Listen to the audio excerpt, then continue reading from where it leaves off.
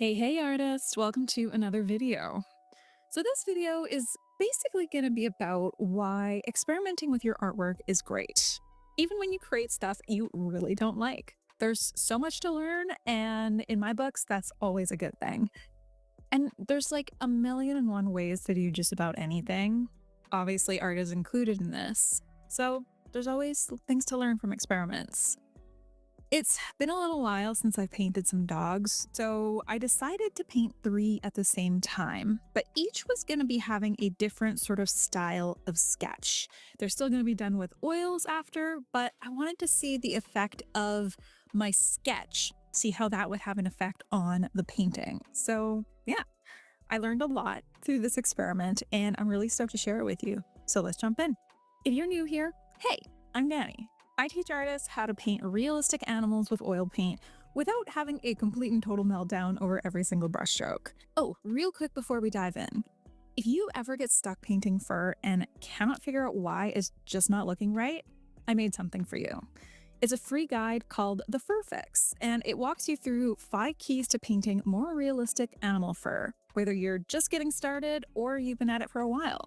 You can grab it at the link in the description of this video.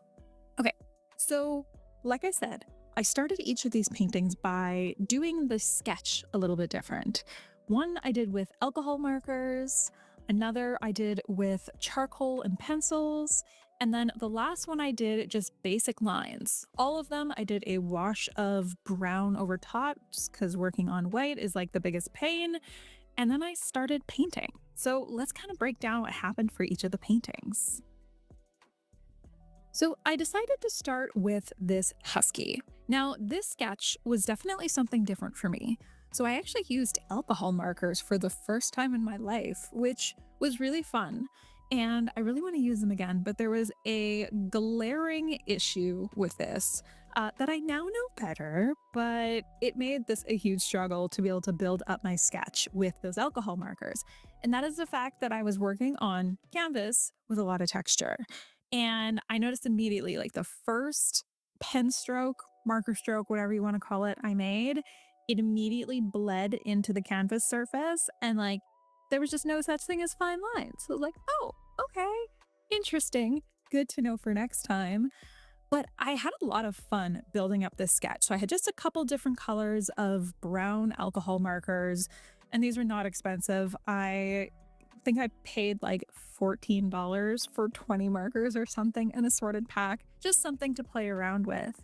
But aside from the fact that I was trying to do a somewhat detailed sketch on a very textured canvas, I really like the way this turned out because it allowed me to build up some really great values right off the get-go, which just made it so much easier for building up a painting after. And I find especially if you have those values in place, it makes everything easier because it gives you that beautiful map to work from. And I also absolutely hate working on white canvas. So having that color in there, it just makes everything so much easier. And honestly, it was really, really fun trying a new medium.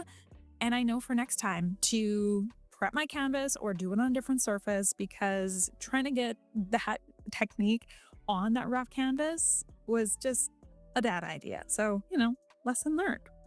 But yeah, basically I let those alcohol markers dry and then I jumped on top with oil paint here. So with these portraits, I knew that I obviously wanted to do multiple layers. Normally I do 3 or 4 layers to my paintings, but I wanted these dog portraits to just be in 2 layers.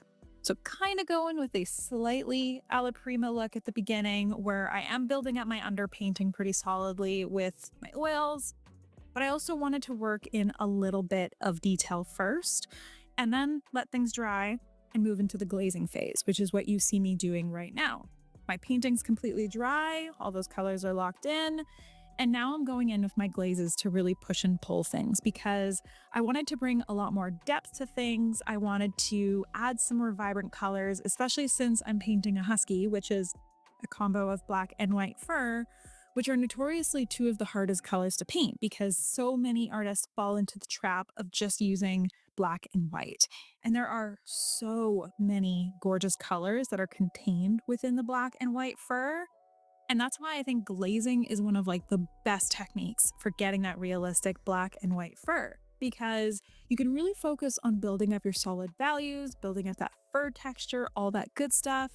And then through glazes, that's where you can kind of push and pull your colors, bringing up some beautiful drama, some natural color shifts, and all that good stuff. And yeah, I think it worked really well for this portrait in the end. Okay, so the next dog I decided to paint was going to be this yellow lab. And I gotta admit, I hated every second of painting this stupid portrait. That is me being completely vulnerable and honest. It was a struggle from the get go. Let me break it down a little bit. So, I started off this sketch with charcoal. So, I did have some fun here building up those values with my pencils and stuff.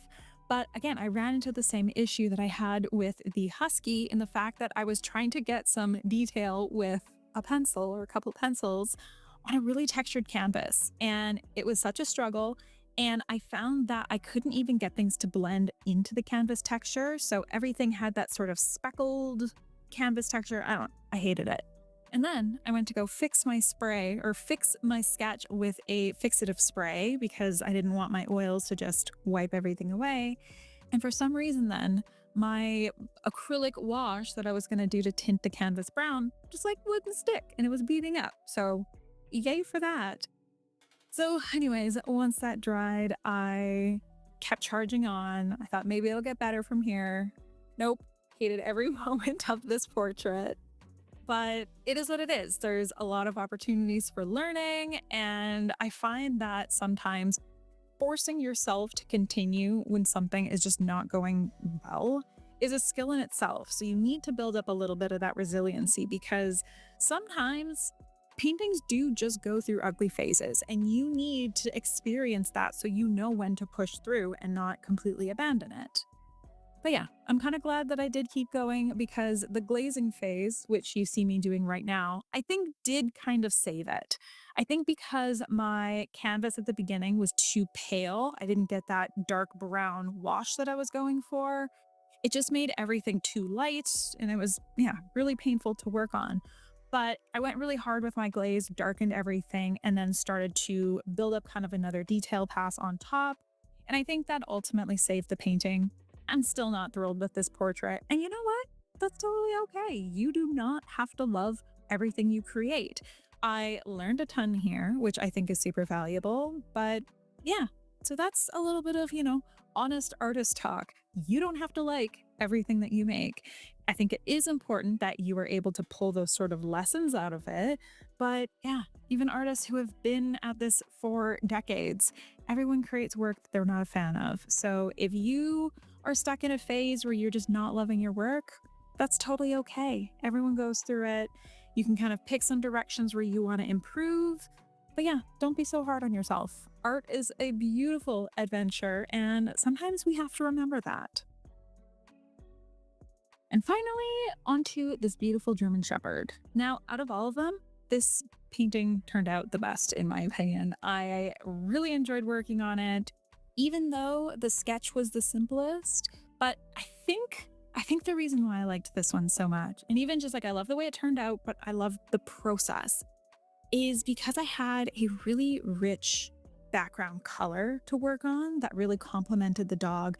I don't know. There was something about this one that just worked out great, whereas the other ones were just frustrating to no end. But anyways, I had a great time with this one. So I think at the end of the day, what I learned more so is like, yes, your sketch does matter because the other two that I did, so the one with the alcohol marker, the one with the charcoal, I do love having that solid foundation of a sketch to work on. I think it does make everything easier, but because I didn't do the prep work to properly prime my canvases, things were a struggle right off the get-go. And as I was painting these portraits, I did have something else that I realized. And this might sound a little goofy or woo-woo, but I kind of realized that these art journeys that we are on, they're ours. And I realized during these paintings that I did a couple of things that I don't really like doing. For one thing, working on a textured surface or a very textured surface, And the other thing was working small. So these particular paintings are pretty small, as you can see. And for some reason, I had it in my head that I had to work small for experiments because it made them feel, I don't know, more experimenty or like I wasn't going to be wasting as much time, which is ridiculous when you put it that way. So, working on these and struggling a lot with these paintings, it made me realize that I want to start painting bigger and that it's absolutely worth putting in a bit of extra prep before you set yourself up for success. And at the end of the day, kind of my biggest aha moment during these is that we tend to set ourselves a lot of limiting factors. And I thought that for some reason I had to be able to paint small because reasons. I don't know. We are all silly creatures at the end of the day. But this little experiment of these three different dogs, painting them pretty small, trying out different sketch styles before, I am so happy that I did this because at the end of the day, I had some pretty awesome mental breakthroughs. And yeah, I want to start painting bigger. I love painting bigger. Not only do I find it more fun because it just, I don't know, because you're using bigger brushes, I find the brush strokes tend to get a little more wild and impressionistic. And that's just really fun for me. You just get better texture. But the other part too is that it gives you an opportunity to play a bit more and be looser with things. And also, if you are someone like me that does still like detail in specific areas, working bigger makes it so much easier to achieve detail. And on the topic of detail, prepping your surface before you start is huge because working on a really textured surface like canvas, yes, it's gorgeous and pretty, and that texture brings so much to it, but it makes it so hard to achieve detail. And every now and then I forget that. So you need to go through a bit of struggle sometimes in order to have these light bulb moments and sort of, correct your course a little bit. So these things that I learned, yeah, I'm going to be painting bigger going forward. It's more fun. Why do you have to paint small? This is this art journey that I'm on, that you are on, if you are a fellow artist, it's ours. We get to design it. We get to do the things that we want because we want to. So paint bigger or paint smaller if you like painting smaller. Spend a bit of extra prep time to make sure you're setting yourself up for success. Paint the things that you want to paint. It's such a joy that we are able to create artwork. So sometimes, yeah, we just need to go through a little bit of struggle in order to remember that it's supposed to be fun. This is what it's all about. Well, that brings us to the end of this video. Thank you so much for watching while I yapped about learning about artwork and struggling and all that good stuff. Oh, and don't forget to grab the Fur Fix guide before you go. 5 quick tips to help your fur look more realistic easily. And it's free and it's linked in the video description.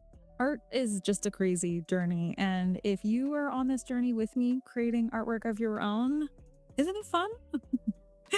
Thank you so much for watching, and I will see you in the next video.